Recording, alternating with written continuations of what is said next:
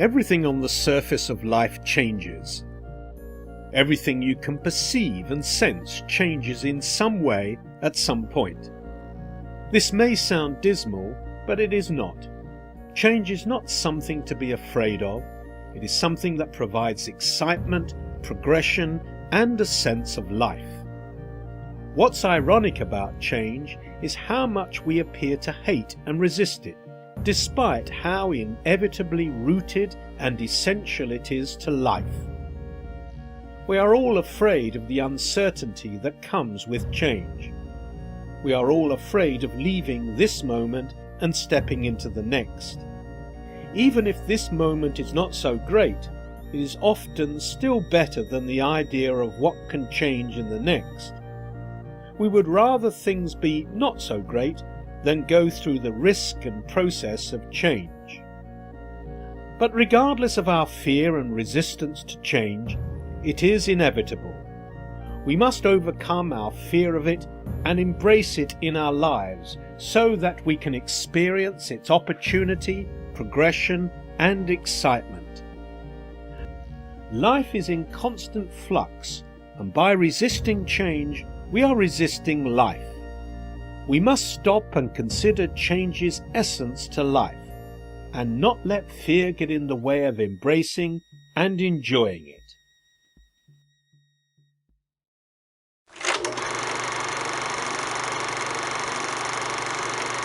On Sunday morning, we were in Philadelphia together, not literally, but as we were going through the 7 churches in the book of Revelation, we found ourselves on the 6th of 7 locations along the postal route there in Asia Minor.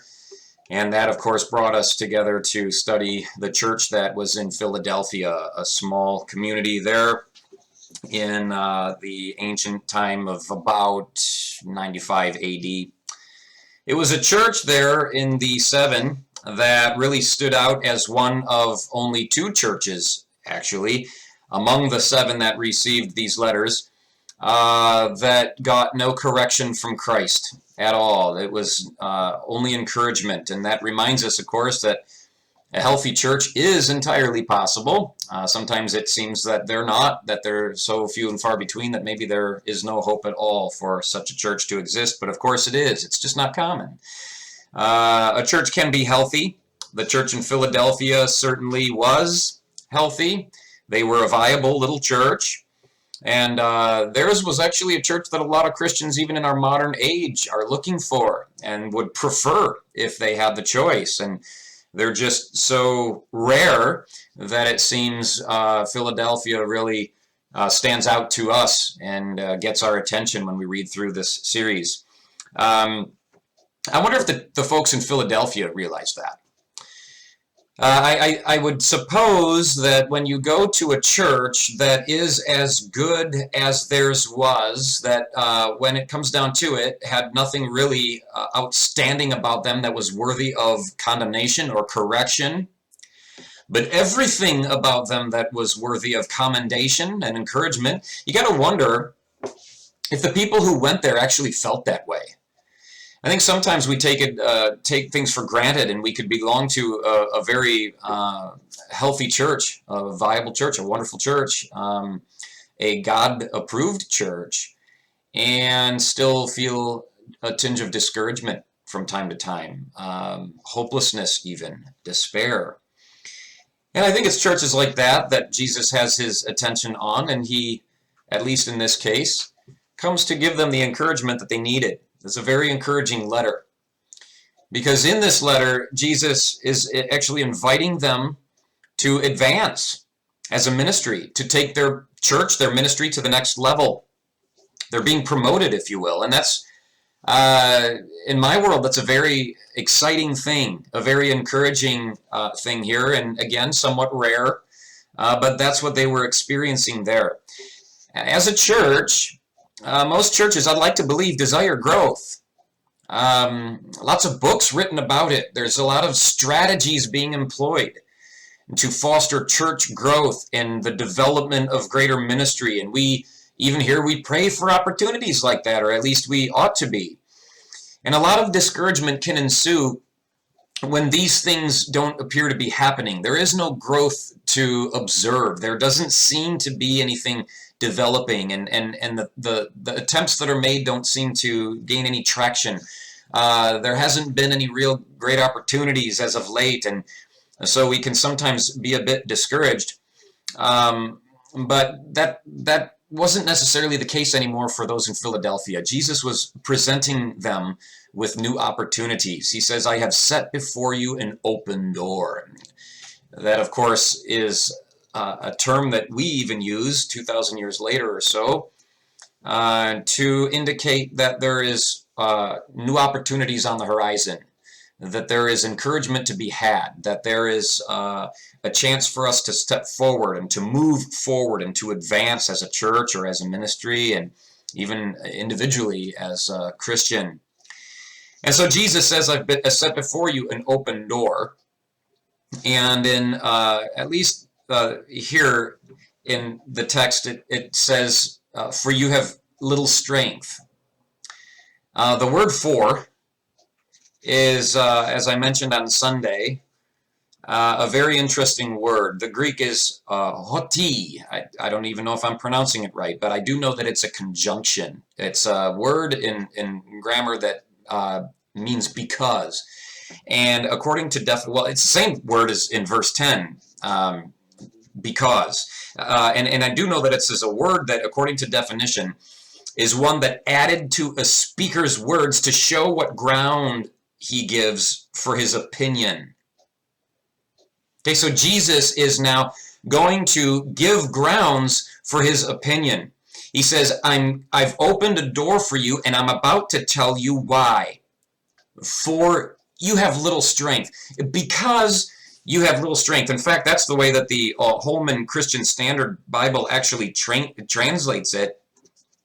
In that version, it says, because you have limited strength and have kept my word and have not denied my name, look, I have placed before you an open door. So that's the reason that he's given them this opportunity, is because they have little strength, among other things. So there are reasons why Jesus, at this point in their ministry, I'm not exactly sure, but it seems to be already decades in, is finally, at this point now, holding the door open for them. There is a point in ministry now he is giving them opportunity because, and then he lists them, and here they are, because you have little strength. That's the first one. It's perhaps the most prominent of them. It's given first mention in a list of 3 reasons. You have little strength. This is so important. And again, this isn't corrective. Jesus isn't chiding them. Oh, you're so weak. You have so little strength. This is not correction. This is commendation. Jesus is commending them for having little strength. This is a plus. This is to their advantage. Oh, that's so hard for us to believe sometimes, that weakness is to our advantage, when everything in us wants to believe strength is more advantageous when it comes to ministry, when it comes to vocation, when it comes to anything. We believe that strength is the virtue, not weakness, and Jesus comes and commends them for their weakness. Being weak does not get you in trouble with Jesus. It actually puts you in a position to be blessed.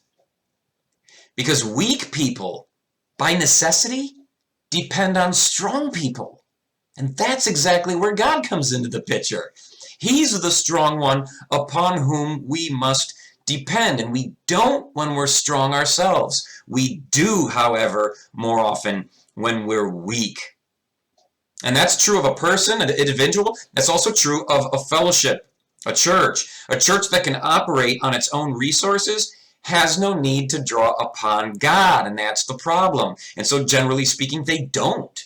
The church doesn't draw upon God. They don't look to Jesus, and that's probably why church has such a reputation for being unexciting. There's a lot going on there, but it's not got anything to do with God. It's not miraculous. It's not supernatural. It's predictable. It's calculated. It may be impressive according to human standards and by human comparison, but when we look to what God is capable of, it pales. strength that we oftentimes rely upon, the self-reliance that we're so familiar with, all that does is alienates a church from God's blessing. We can depend ourselves, and that's very comfortable because we know what we're capable of and we can play it safe. But all that does is to remove from us the blessing that God has intended for us as Christians in this life. It can actually keep hidden a lot of wonderful God-given opportunities that you didn't even know were there. How much is in store for us as a church, and how much could be made available to us if we would finally allow ourselves to be weakened beneath God's planned trajectory for our life and for our ministry, rather than to be seeking the strength that makes us feel safe. There is so much in store for us if we allow ourselves to be weakened beneath God's hand. Philadelphia was at a point in their ministry where they were perfectly weak, and so Jesus sees them as now ready to move forward. They were also submissive. Jesus says, not only do you have little strength, but you have also kept my word. That's submission. Those who, in a culture that offers us plan A, plan B, plan C, plan D, plan E, and all the way on through the 26th letter of the alphabet, Jesus says, this is my plan, this is my word. And for any of those who keep his word over and against all the other options that the world gives to us, Jesus commends. That requires submission on our part. And they were submissive. They had been being submissive to Jesus' word. And on top of that, they were loyal to Jesus himself. They hadn't denied his name. They were loyal. Now, these are the qualities of a church that's ready to advance upon the world. Ready to advance upon the world. They are weak, they are submissive, and they are loyal. You find a church that has those three attributes. That is a church that is ready to take the next step toward fulfilling God's purpose in their community. This is a church that's ready to experience the fullness of their life in following Christ. That goes for the individual as well. Those who are dependent upon Christ, those who are submissive to Christ, those who are loyal to Christ, can expect Jesus to endorse their moving forward in life rather than having to restrain them and hold them back continually, which he will do. There are times when you find no open doors, but rather closed doors. And we again discussed that on Sunday as well. Sometimes doors close. And I brought up the idea here that if Jesus is the one that was now opening the door for the church in Philadelphia after many years, then it was also Jesus that had been, up until that point, keeping the doors closed. So Jesus is the one here pictured as holding the keys. He opens the doors, and if he opens them, no one can shut them. He shuts doors, and if he shuts them, you can't open them. And so there are really two things that I'd like to highlight here that can prevent a local church like yours, like mine, from moving forward together as a fellowship. There are two things. One is when the door gets shut. And again, I dealt with this on Sunday. I listed 3 reasons why God himself might be shutting a door on you. Personally, 3 reasons why God would see it fit to shut a door on a church corporately and not allow them to advance, allow no forward progress. And very briefly here, the first of those 3 reasons why God might shut a door in your life or in your ministry is because the direction isn't right. You're not supposed to go down that path. God doesn't want you to go down that path. He wants to protect you from the harm of continuing on down that road, and he wants to open up the blessing of getting it right and going down the right path. And so he closes a door. The direction isn't right. And I used Paul as an illustration because Paul presents himself as an illustration in Acts chapter 16, where he tried to visit Asia. God stopped him, closed the door, so to speak. He turned his sights on Bithynia. The Spirit of Jesus stopped him from going in that direction too. And then through a dream, he determined that God wanted him to go into Macedonia. And through Macedonia, the gospel was really brought to Europe, had an inroads to Europe. And so God redirected the Apostle Paul through the closing of doors. The second reason why God may close doors in a person's life or in the life and future of a church is because the timing isn't right. Maybe the direction is good, but the timing is a little off. This is like a 5-year-old child who wants to be a cop or wants to be a nurse. There's nothing wrong with aiming in that direction per se, but the timing is terrible. No community wants to be patrolled by 5-year-olds. No hospital wants to be staffed with 5-year-old children. There's more maturity needed, more time to develop, more training. And so Jesus, in the case of Philadelphia, had waited some 30 years perhaps to provide the Christians there with the opportunity that he's now inviting them into, because churches need to be ready for what's coming, and who knows what will happen if Philadelphia goes down the road and goes through the open door. And Jesus does know, and so that's why he was taking his time and preparing them before he actually opened the door. Third reason why God might shut doors is because the people aren't right. They're just not the right people for the job. I think God gives opportunities to some churches that aren't right for other churches. God will give opportunities to other churches that aren't meant for us. They're unique to them. We're not to have a hand in that, or they're special to us, but other churches aren't necessarily given those opportunities. That's what he's doing to Philadelphia. He's giving them opportunities that were unique to Philadelphia. He didn't give those opportunities to Sardis. He didn't give those opportunities to Pergamum. He didn't give those opportunities to Laodicea. These are unique to the people in Philadelphia, and there's a reason for that. And so God will shut doors when he needs to shut doors. And so what that means for us is that we as a church need to appreciate the opportunities that God does give to us when he gives them, because not every church gets them. I hope you realize that we do belong to a church that, at least in God's eyes, is very unique. He made us to be us. He gave our ministry the shape it has because it's, by his design, meant to look like that. Not every church looks like ours, and not every church should look like ours, nor should we look like every other church. We're unique to the community in which we've been stationed.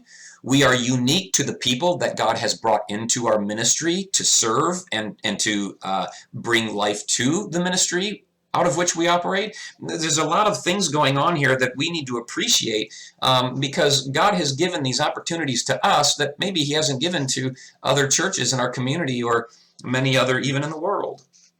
So as I said before, there are two things really that can prevent a church from moving forward. The first, as I've explained again, is that the door gets shut. That's the first of two reasons why a church might not be moving forward, because God simply shut a door. But notice in the case of Philadelphia, Jesus said of the door that he opened for them, he said, now that I've opened it, nobody can shut it. It's not going to be shut. So for them, if they didn't move forward, it wasn't because God shut the door. Okay? So we can't always blame our inactivity or our failure to go forward. We can't always blame that on God having closed doors on us. If we fail to advance, there may be a different reason. And for a lot of other churches, the other reason that they're not moving forward, it's not because God shut the door on them. Some churches don't move forward because the people in that church balk at moving forward, even though the door has been opened. So God is standing there. Jesus has flung the door wide open, but the church stands in the doorway, looks out into the world beyond, and draws back. They prefer to keep things the way that they already are and always have been. They're afraid to go forward. Now, I'll tell you, if a church doesn't step through the door that Jesus is holding open for them, it's not always because God stopped them. They oftentimes, stop themselves. I wonder how many churches no longer exist, not because they were met with violence or faced with opposition and persecution, but actually the reason they're no longer in existence is because they were given opportunities. They're extinct because Jesus invited them to move forward, and the opportunity he presented them with scared them, and they were just too afraid to change. Churches die when that happens. By not going forward, they atrophy. It may be scary. I can't imagine that Philadelphia didn't feel a little bit of apprehension in what the future held for them, but I believe that they did step forward. A healthy church that's healthy enough to be invited forward ought to be healthy enough to actually move forward when invited. So do you find yourself right now becoming familiar with the closed door aspects of following Jesus? Do you feel like at every turn there is a no, I can't go in that direction? Jesus said, no, you can't move forward. God says, no, I'm closing door after door after door. Do you feel like that you're becoming familiar with what it's like to have doors closed? Is that you? Are you stuck? Do you feel stuck? What exactly then, if that's the case, are you doing in this season of life? Maybe doors are closed for you and God isn't letting you move forward. Now that's fine. Do you trust him in his decision? And what are you doing as you wait for a door to open? Are you learning to depend upon Jesus? Are you learning to be patient before God? Are you learning to be less self-reliant? Because maybe you're too strong. And that's why the doors are closing. Are you practicing submission while you wait? Are you demonstrating loyalty to Jesus in spite of the frustration you may feel at those closed doors? Are you the type of person that just goes ahead and creates your own destiny and kicks down doors so that you can go through and expand your life as you wish in directions that you choose? And let me ask you this now corporately, okay? So individually, what are you facing right now as far as closed and open doors go? But as a church, we need to ask ourselves as well, if Jesus were to begin opening doors for us right now at this church, would you be ready to walk forward with the rest of us through that open door? Are you ready for change? Or do you have a track record of being resistant to it? These are things that I think are presented to us by Christ and his Holy Spirit through this short little letter that was written so long ago to a faithful church in a city called Philadelphia. Because these are issues that we face, have faced, and will face. Are we ready to move forward?